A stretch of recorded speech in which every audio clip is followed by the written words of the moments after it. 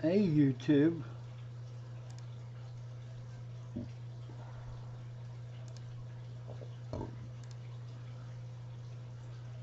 What's up guys? How was your Saturday?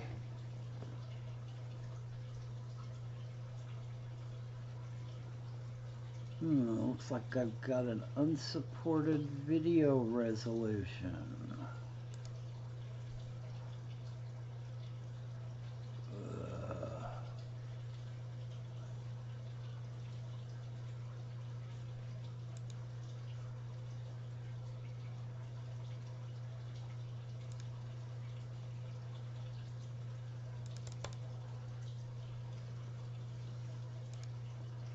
Coming in loud and clear. Looks like I've got an unsupported video resolution.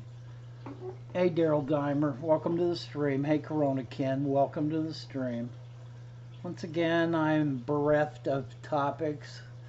As I'm sure you've seen, I'm kind of busy trying to get that tank rack done. I'm at the point where I have to go to the hardware store. I'm surprised it's coming through with an unsupported resolution. You need to change the video resolution. The current resolution is 854 by 480, which is not supported for this configuration. The expected video resolution is 1280 by 720, but it wouldn't let me change it once the video's already started, so I guess I'll have to change that before the next video. You just have to see how it goes here. What's going on with you guys today? I'm dependent on you guys for topics.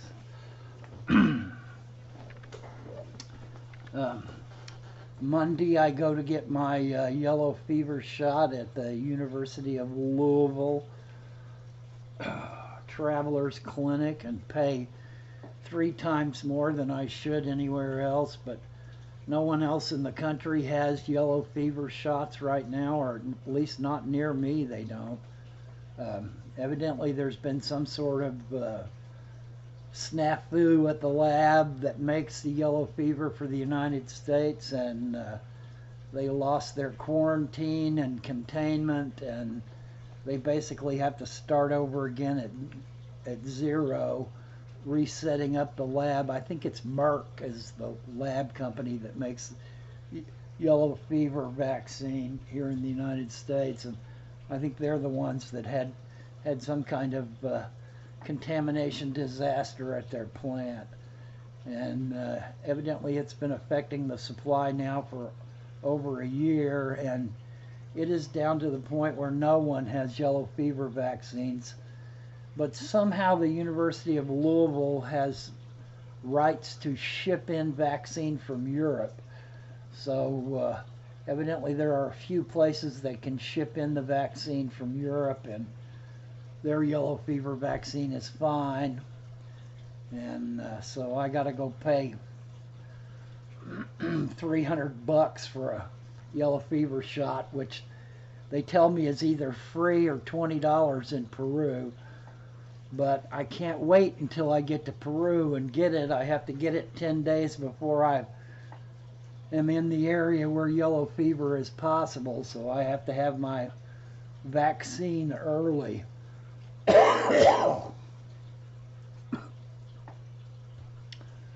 So I plan. Hey Laura, welcome to the stream. I hope your Saturday is going good, Laura. So my plan is to, I'm at a point where I need to go back to the hardware store.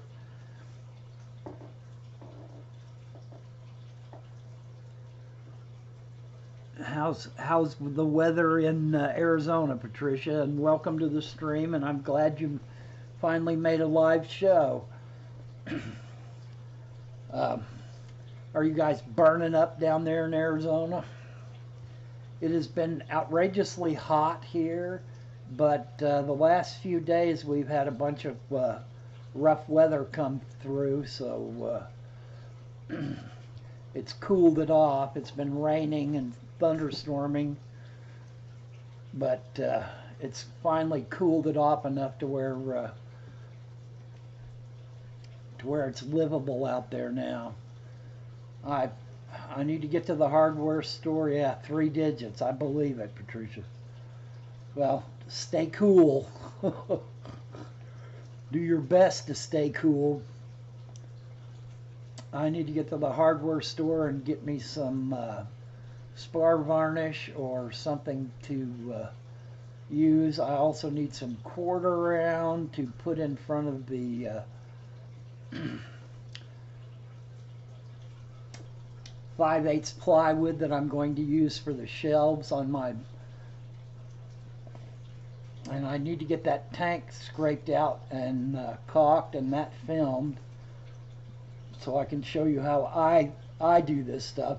As I've watched my videos, I've come to realize that I'm doing things in a lot different way than a lot of other people do them. Most people just take these racks and slam them together as quickly as possible, and I can understand why. It's just I've spent so many years in construction, so many years doing cabinetry work, so many years doing different kinds of finish work, that I just have finally settled into a methodology that I use when I'm doing construction work things. I would much rather take longer and do it what I think is right to start with than to slam bam my way through it and then later on have issues with it because I slam bammed my way through it.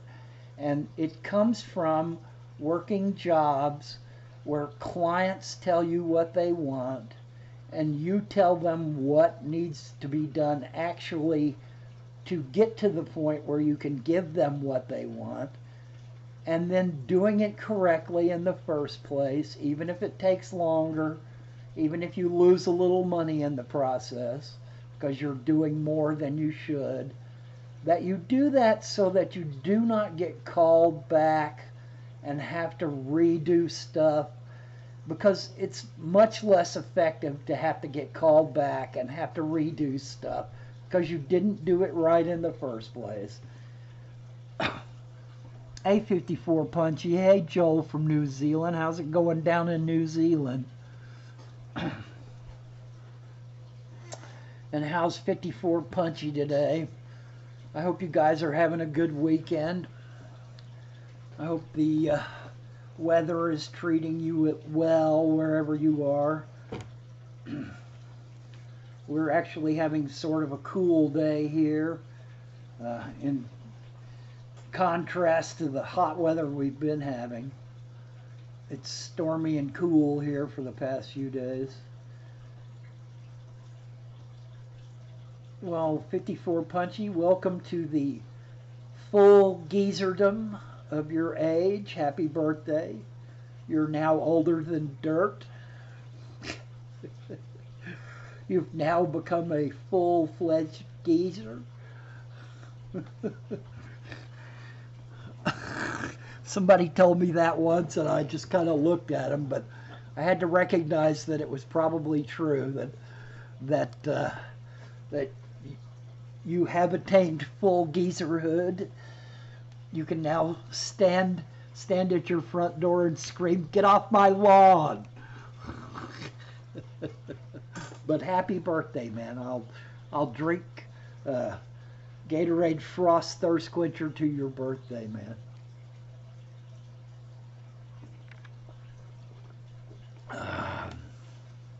So what are you doing for your birthday, Punchy? And welcome to the 63s. They pretty much suck. No one, if our parents had told us how bad it really was getting old, none of us would have tried to make old age, I'm afraid. We'd have all decided to burn out young. Joel, I drink Gatorade to keep myself from drinking pop, Coke, Dr. Pepper 10. Lately, my drug of choice is Diet Sunkiss. Uh, Diabetes has taught me not to drink. 54 Punchy says he didn't try, but here he is. Well, there's a lot of people that don't make it this far, 54 Punchy, so we have to take the good with the bad. Yeah, so I drink. I should be drinking more water, but I end up drinking things like Gatorade and stuff like that. I'm interested as to what we're going to be drinking regularly down in Peru. I got a feeling it's just going to be water. I'm thinking about bringing some tea bags with me so I can make some sun tea. You know, just get a gallon jug and throw several tea bags in it and set it out in the sun. Let it cook while we're out fishing, and then when I get home, when I get back to camp, I can drink me some sun tea that's been steeping all day long. That's my plan. I haven't decided whether to try to bring tea bags with me. I bring some Lipton tea bags and some Constant Comment tea bags. Orange Pico tea. I love orange Pico tea. I may try to bring some of those with me. They're so small and tiny, I think I can stuff them in my camera bag and have them with me to drink down there, since I'm not a coffee drinker and a lot of people probably are, and that will probably be the caffeinated drink of choice down there. I'm gonna have to get my caffeine other ways, so having a gallon jug of sun tea would probably help me.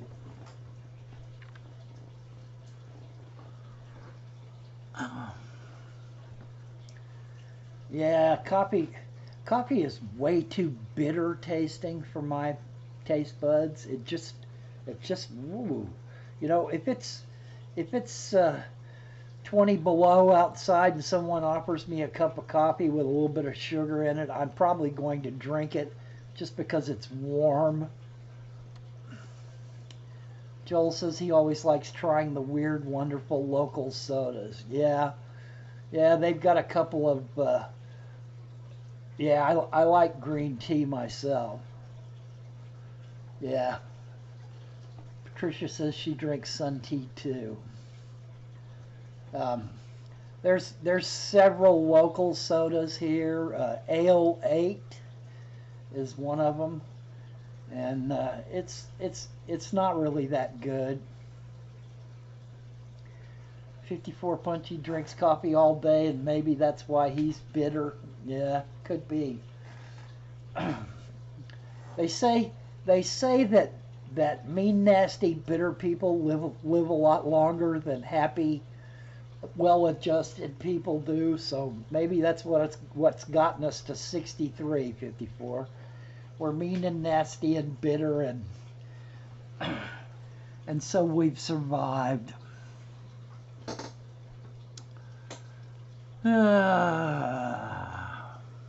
But happy birthday, man. I'm proud for you to reach this plateau. It's been kind of an eye-opener to me. All the stuff that happens in old age is starting to come on, and I'm not a big fan of it. That's one of the reasons why I want to do this Peru trip so bad this year, is to get it out of the way before I'm too old to do it. And it is quickly approaching.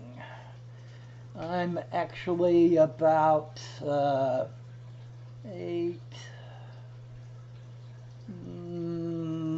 20 days from getting in the air.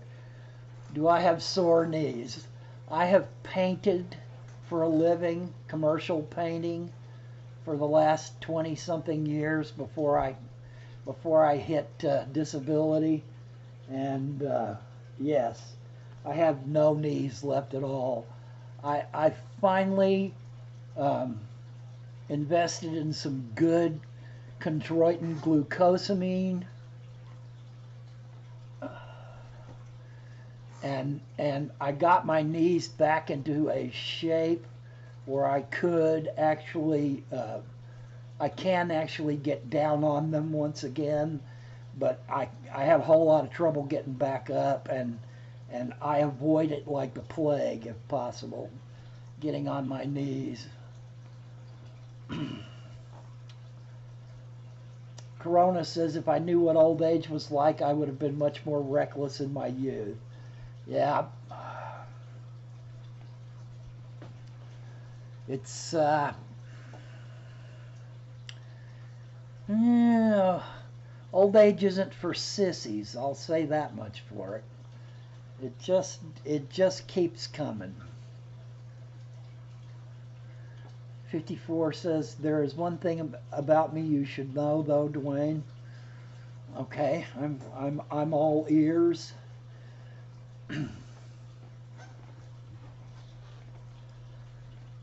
I am not a guy. Okay, well then that makes a big difference, doesn't it? Happy 63rd birthday, Ms. Punchy, then. I think on the internet we automatically assume people are guys, even though they might have female names. We still suspect them of being guys that are just trying to use a female name to generate some response towards them. But I'm good with that too. Corona Ken says, watch my brother-in-law suffer with hurt knees. Not easy. I blew my knees out in my 20s when I was doing concrete construction. I was living in Knoxville in the 80s, the early 80s, late 70s and early 80s, Knoxville, Tennessee. And they built a very large bypass through there. Knoxville was world renowned for what they called Malfunction Junction. And it was a place where two major interstate highways became one lane both ways. And there would be up to 5 or 6 hour traffic jams if there was a wreck, with all that traffic trying to merge into one lane. If there was a wreck, traffic could back up for miles and miles and miles. And in the late 70s and early 80s, they finally got their stuff together and decided to completely redo that whole area of the two interstates. And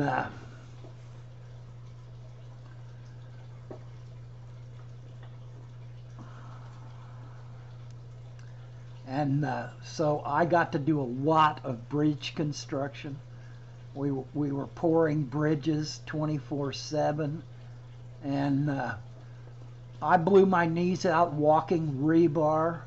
Rebar is basically the way they did bridge construction at that point. Was they would put their steel beams in place, pour the footers on either end of the bridge. Hey Dank Tanks, welcome to the stream. We're talking about everything but fish today, Danks. Then we're celebrating 54 Punchy's birthday. When you basically build a bridge the way they built them then in the 80s, you pour very large footers on either end that hold the steel beams that cross the span. And then once that dries, you bolt those beams into place. And then you take concrete pads that have been preformed with real heavy steel wire in them that are dry and look like sandwich bread. And you pick those up and set them across the beams. And then you tie them together. And then you run rebar over top of that, and then you turn it up on the edges where the bridge actually turns up. And when you turn it up on the edges, you put a railing in that the concrete finisher runs on. The concrete finisher is like a little train track, and it will set the machine out there on it. It spans the entire width of the bridge, and then you start backing concrete trucks up and pouring. And when you're walking that rebar on a bridge that hasn't been poured yet, it's so uneven, and it has so many places to catch your feet and to twist your ankle and to drop into, that it is really easy to blow out knees. And I pretty much blew mine out, and went to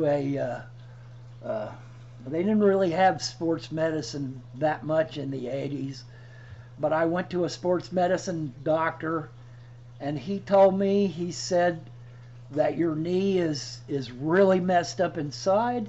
You need some really serious surgery. But I'll tell you the honest truth, that at this point in time, knee surgery is so primitive and so bad that my advice to you is just to keep going with it like it is until such time as knee surgery gets better, and to do it. And my regular doctor was trying to get me to get the surgery done, and I kept avoiding it. So Joel says his knee problems are from being fat and snowboarding. And now he gets sciatica pain in his hip. Yep, I know all those feelings. Well, guys, you're going to have to ask me some kind of fish question so that we actually have a fish topic going on in the live stream. Otherwise, we're going to piss away a whole hour talking about how bad it sucks to get old. And yep, Joel, fish. What's up with your fish collection, Joel? Yes, bad knee stream. Moaning about old age, 54 Punchy's birthday, and bad knee stream. Well, I didn't realize that this piece of video that I stuck in the background was quite as jarring as it is. Sorry about that, guys. I didn't mean to make you look at scattershot video, but I just picked. 54 Punchy says, one of my fishy friends bought me 9 Australian rainbow fish for my birthday. Did you get goiter rivers? Or bronzes? Or turquoise? Or Blairi? Bellarii?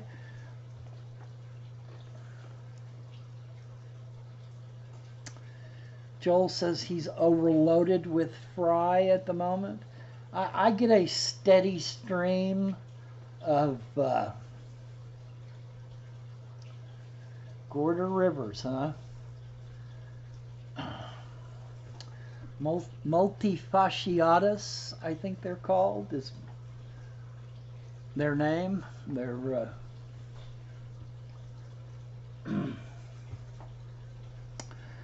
we have about 30 babies that are growing out in our tank now, and we got them from the ones I went and got from Jimmy, and they spawned in the tank, and my wife was moving a bunch of Java moss out of the rainbow tank into the quarantine tank, because she wanted to put plants in the quarantine tank. And lo and behold, we had a slew of babies.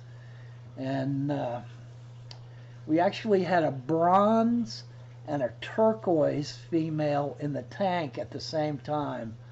So we're not going to let them go until we've discerned that they are actually not hybrids. So We're still watching them. They're at about an inch and a half, maybe inch and 3/4 right now, and they're starting to show colors.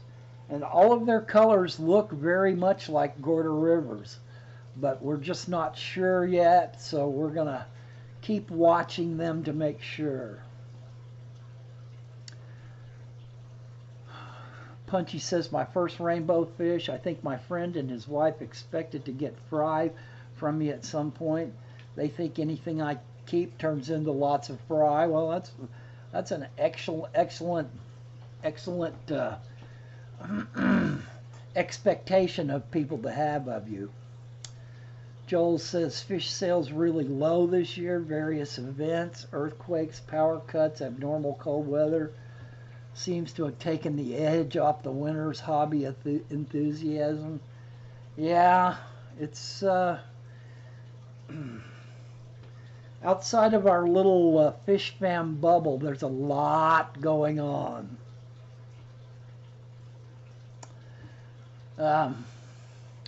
Patricia asks, Dwayne or anyone, do you know if you can use the Lysol disinfecting wipes to clean tank glass? Will it hurt anything? If you're cleaning the outside of the glass, then I would say no, but I would be very hesitant to use any kind of disinfectant like that, like Lysol, inside the tank, because I could be completely wrong here, Patricia. You know, this is anecdotal, and this is my bias. My bias is to never put anything in my tank other than like perhaps salt, maybe hydrogen peroxide, those kinds of things. You can use vinegar, but if you use vinegar, you need to do a lot of rinsing, a lot of water taken out after the vinegar is rinsing away. Otherwise, you will get a very high ammonia spike as the bacteria starts to break that vinegar down. You'll get a lot of ammonia. So I tend to stay away from putting anything in a tank that isn't salt. I take a wet paper towel, clean paper towel, or a wet rag that I know hasn't had a lot of chemicals in it, and I wet it, and then I put the rock salt that you get as aquarium salt on it and clamp it together, and then I use that as my sandpaper scrub. It's still in thick enough grains that you can use it to scrape stuff off the tank. And I use vinegar to get scale off, always before. And all that being said, with this 55-gallon, the scale was so bad and both of my frozen shoulders are so bad that I couldn't really scrape enough to get it all away. And so I use Barkeep's Friend. I do not know what the end result of that is going to be. I scrubbed that tank down with the Barkeep's Friend. I scrubbed it down with a wet rag that had nothing on it, just clear water, trying to get as much of it out of there as I could. Then I carried it outside and I set it up and I sprayed it out for about 20 minutes with the hose. And I've noticed there's still a little bit of film on that glass. So I'm going to have to go back in there and wipe all that down again. But I will probably just use RO water and a clean rag, and I will try my best to get every bit of that out of the tank before I set this tank up and start cycling water through it to get it ready for fish from Peru. It's bothered me greatly that I did this, but I've had enough people tell me that it worked for them that I thought I'd go ahead and give it a try. It kind of worked for me, getting the scale off. It got all of the easy scale off, but when it came to the heavy scale, it didn't even touch it. I ended up using a wire wheel, and you can see that in my Peru rack tank build series I've got that I call In the Shop because I'm out in my garage doing this stuff. So my answer would be to clean the outside with your Lysol disinfecting wipes, but to hesitate before you use them in the tank. That does not mean, Patricia, that you cannot use them in the tank. It's just, Joel asks, am I doing anything to increase the fitness for Peru?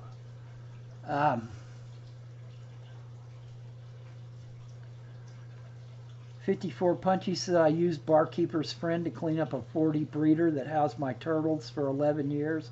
When I updated them to a 100-gallon tub, it worked good, and my pearl scale goldfish have been in the tank for a month with no issues.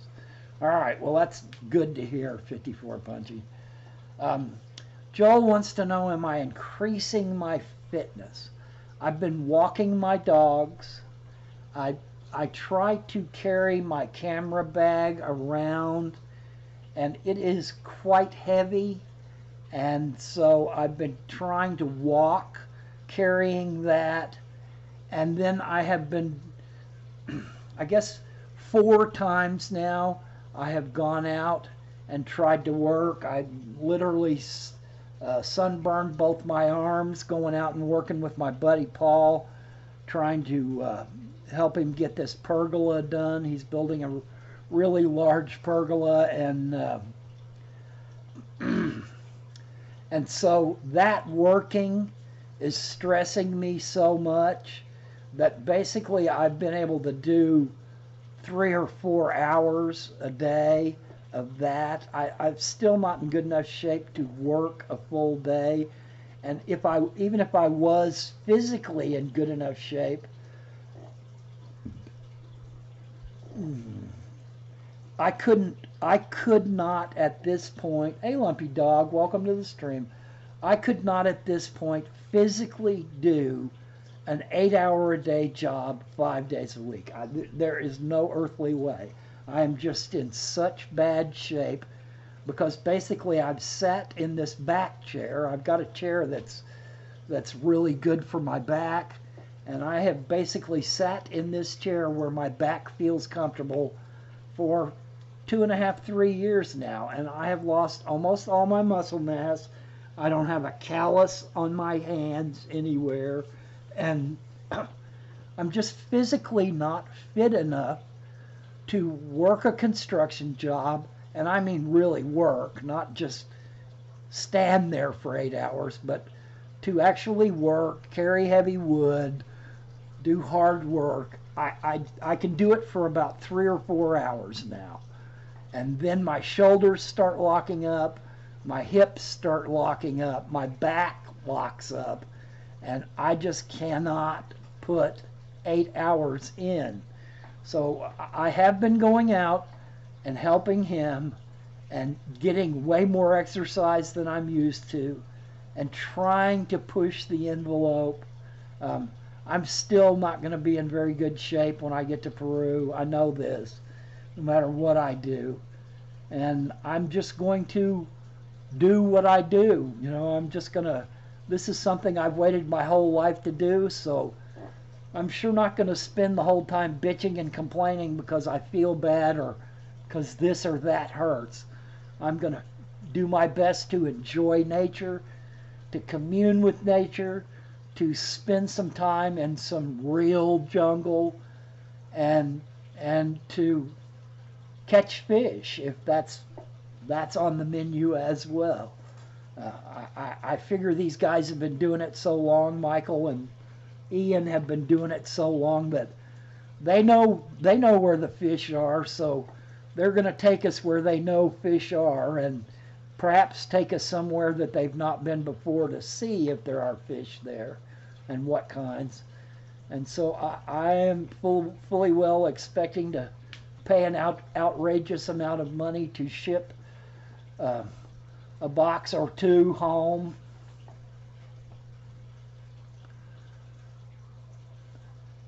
Joel says, yeah, as long as you come back with a pocket of fish alive, then all good. Yeah, well, I keep saying that fishing is not about catching fish.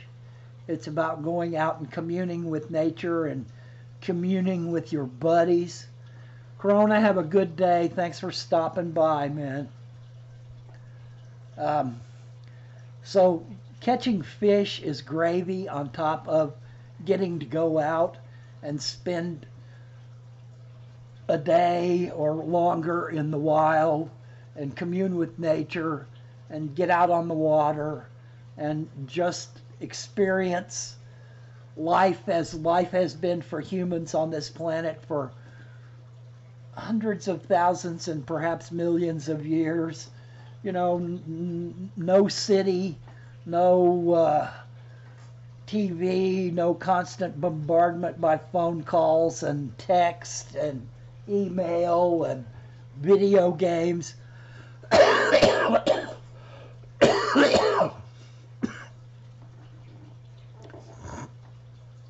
I'm just looking forward to leaving it all behind and getting out there on the hinterlands of civilization and experience some actual jungle life.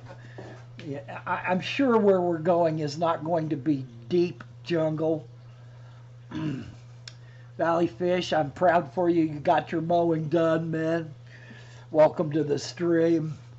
We're really talking about nothing today.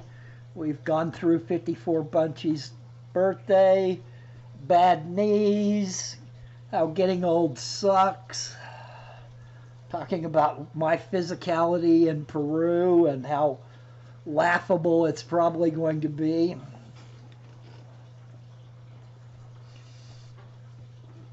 So if you have a topic you'd like to bring up,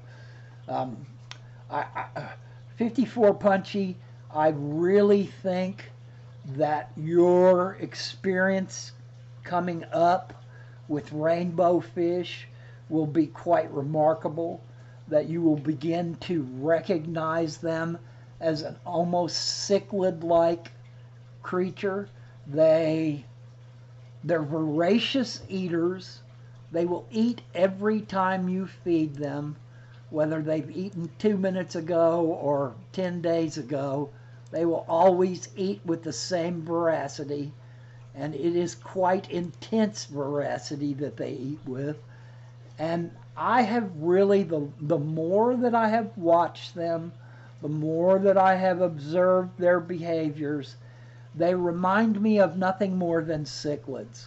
They just seem like an evolutionary step below cichlid behavior. That these fish probably came from some similar pre-evolutionary creature that cichlids descended from, and so they got a lot of the behaviors and mannerisms of cichlids. And of course that is pure conjecture on my part. I was in Lucas's live stream last night, and he was talking about how rainbows communicate with each other by color, that they flash their colors to communicate with each other, that they talk to each other through colors, through flashing various colors. And while I think that that is on a par with almost all larger fish, I think almost all larger fish, cichlids and others, communicate with their coloration on the outside. They send different signals to each other. They show position on the dominance chart by their coloration. You know, a subdominant male will show a much different coloration in a Jack Dempsey than will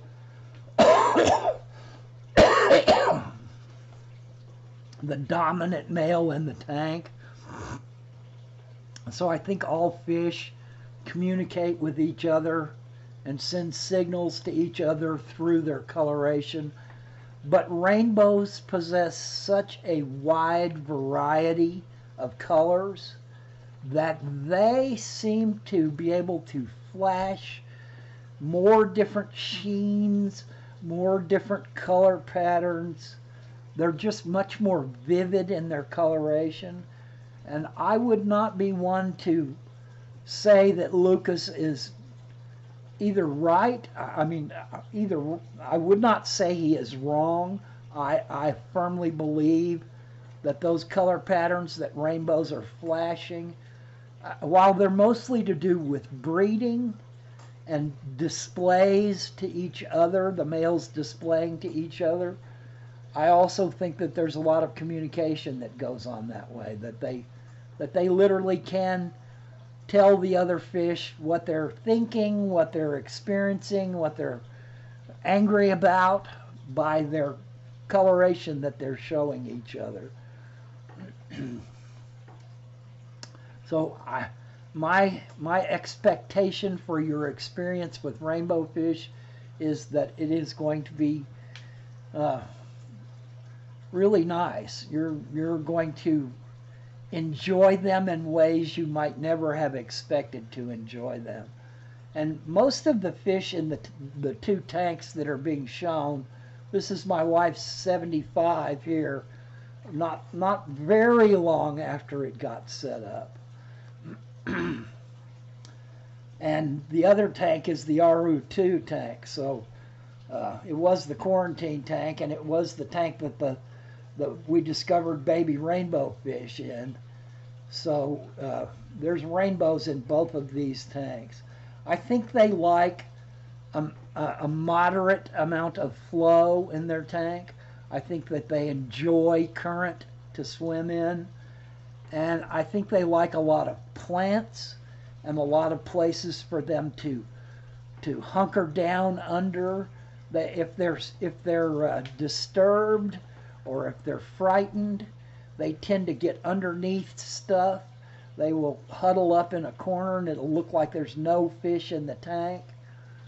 They are jumpers, some of them, so I would advise that you keep the tank fairly covered.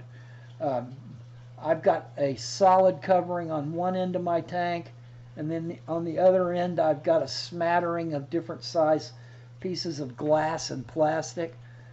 This tank right here, the 75, covering most of the tank but allowing me to have areas to get into the tank easily without having to fight that glass and fold it back out of place. So I would advise covering the tank. I would advise a certain amount of flow in the tank. It doesn't have to be a lot.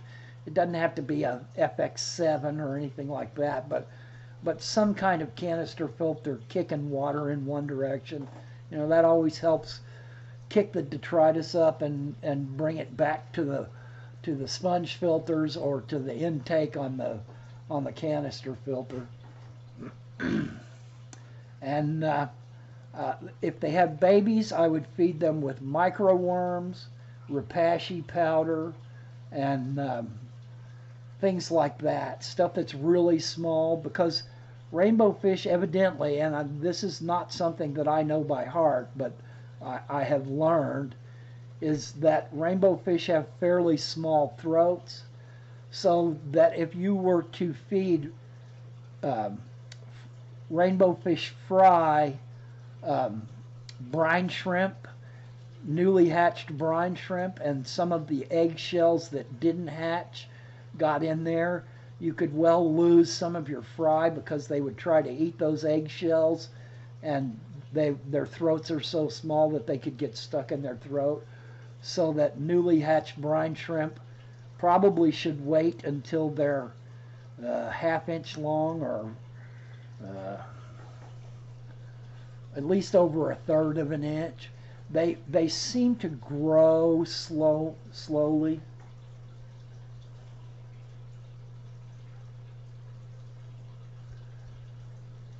Dank says, they see me mowing my front lawn. I know they're all thinking I'm too white and nerdy. Yeah, 54 Punchy. Once you've got adults, or really even subadults, they'll eat anything you put in that tank. I kid you not. You could chop up celery and throw it in there and they'd devour it.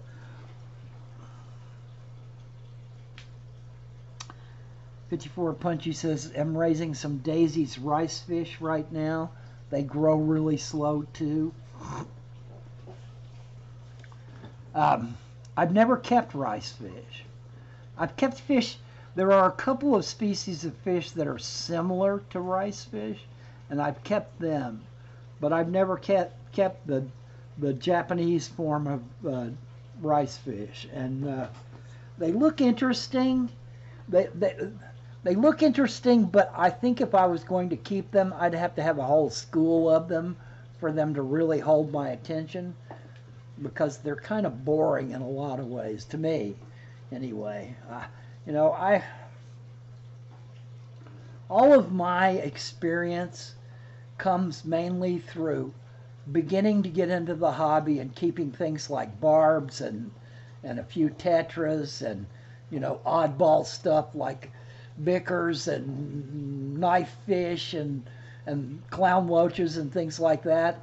And then finally I reached the point where I started loving large tank busting size cichlids.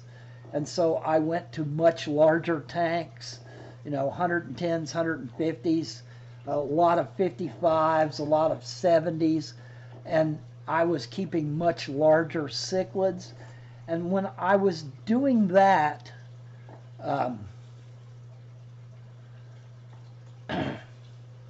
when I was keeping cichlids, most small fish just became dither fish to me, you know. 54 Punchy says, I put them in with some starlight plecos when I got them yesterday, put in some beans for the plecos last night, and the rainbow fish ate the beans. Yeah, they're going to eat everything. The only thing that I've seen so far that is more voracious than the Gorder Rivers is praycocks. And you can see a couple of praycocks in this video. Those praycocks are like little piranha. They will rip through whatever's in the tank. But the Goiter Rivers are faster than the praycocks are, so they get to most everything before the praycocks do. So it's a real race in a tank with praycocks and Goiter Rivers. It's a real race to who's going to get the food.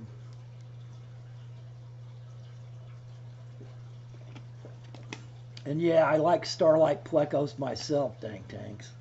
They're beautiful. And they get to about the right size for smaller plecos. You know, they don't get mammoth size.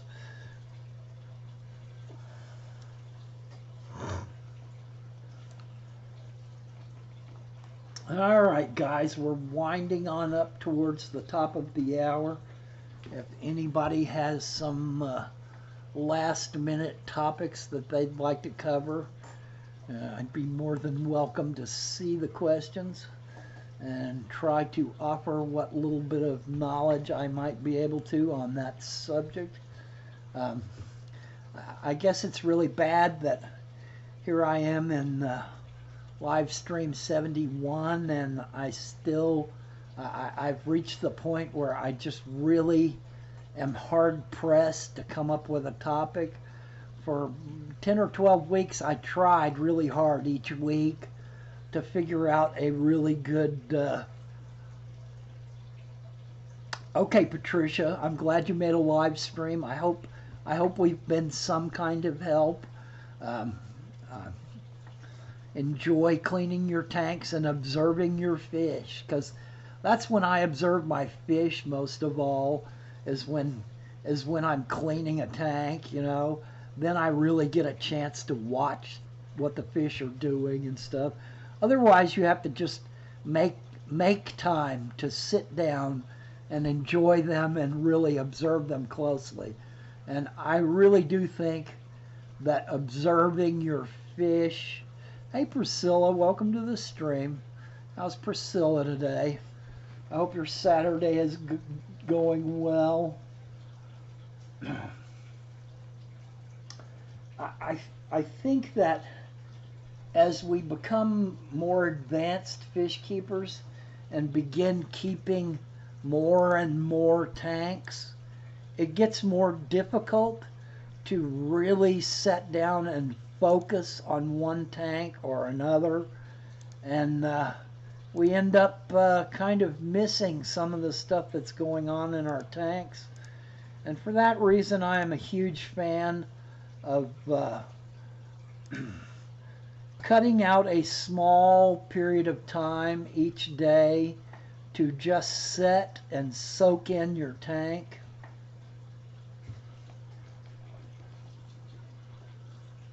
Worked out for almost an hour and eating a salad.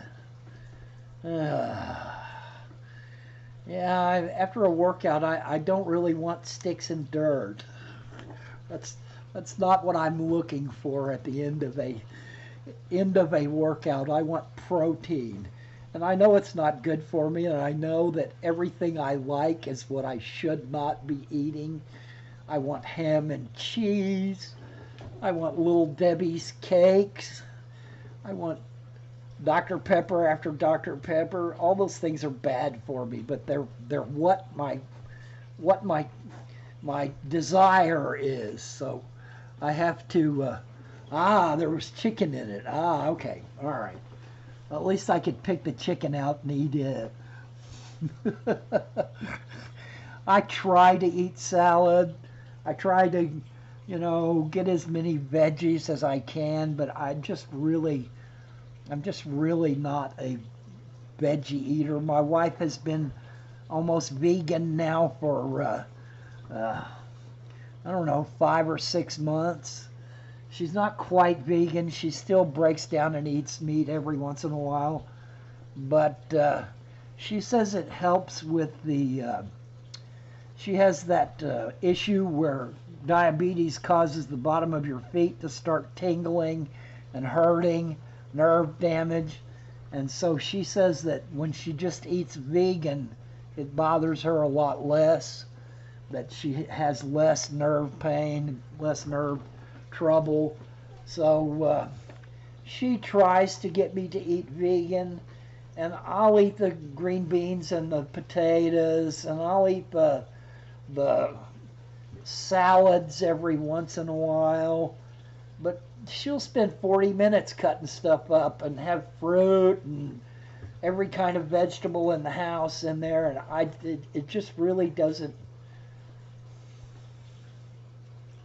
No. Yeah, there are a lot of reasons why you need a certain amount of protein. Yeah, Priscilla wished Punchy a happy birthday. It's her birthday, and she's not telling us how old she is because she's a lady and she doesn't disclose her age.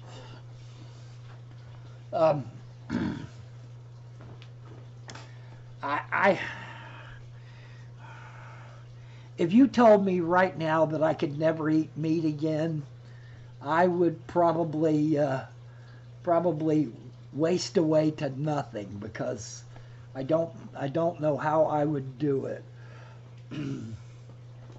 Yeah, 54 Punchy has made full geezerdom. She is now a geezer in good standing in the rest of the world. All right, guys.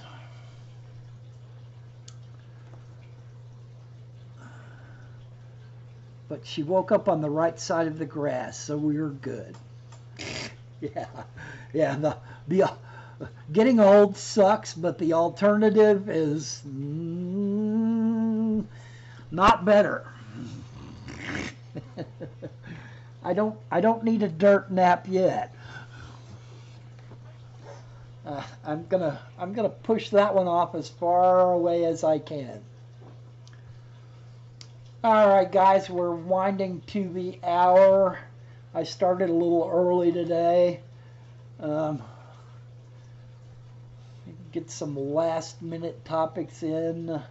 Am I ready for Peru? Priscilla asks. Priscilla, it's like the calm before the storm for me. It's going to be a whirlwind of activity once it happens. and I go and get my last shot on Monday, and basically I am cocked and loaded, ready for bear, ready to go. I want to do 50 million things while I'm there, but I also have the understanding that I want to just soak it in. I want to just bask in what's going on and try to stay in touch with nature. I want to try to tap into that culture. I want to try to get a better understanding of who the people in Peru are and what. Yeah, I'm going to make Joseph carry my stuff.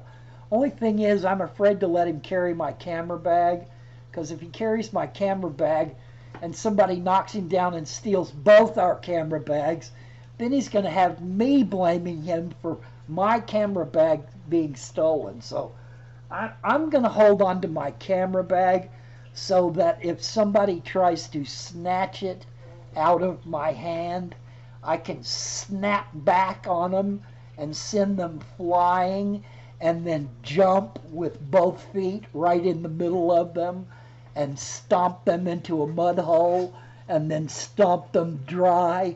And so that any other of the people in the area that might be thinking about stealing my camera bag will tell everyone they know to stay the you-know-what away from me, because that camera bag has far more effort in it. Wheeling and dealing, searching websites, burning midnight hours trying to find the best prices that I could to make it possible for me to do the things I want. Everything in that camera bag has been a labor for me.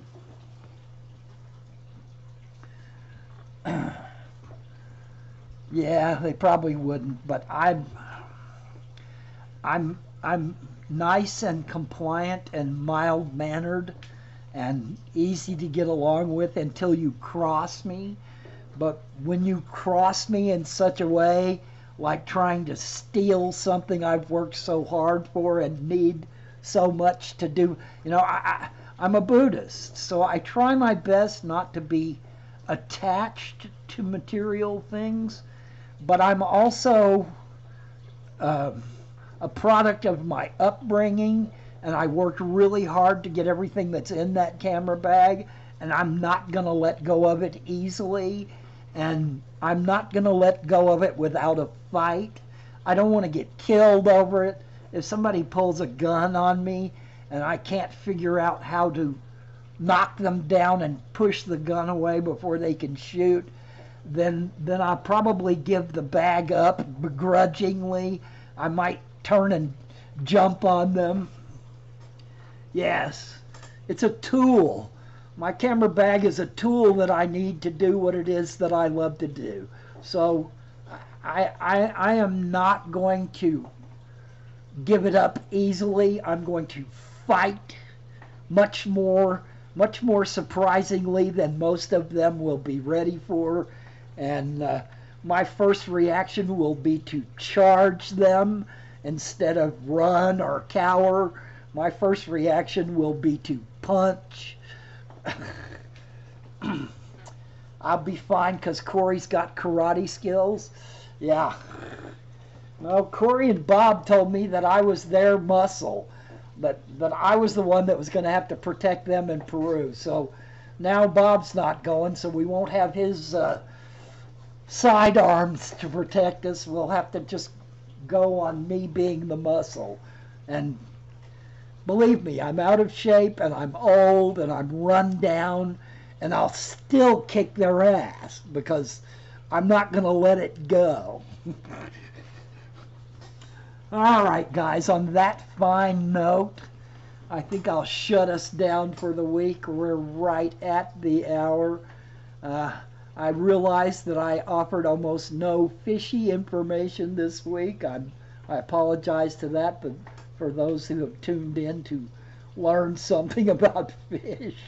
Instead, you've learned about birthdays and old age and the infirmities of old age. But I'm telling you, any one of you that make it far enough to reach old age, you got it coming. It's going to be there. I will say hi to her, Priscilla. You guys all have a great weekend. I hope your fish all do well.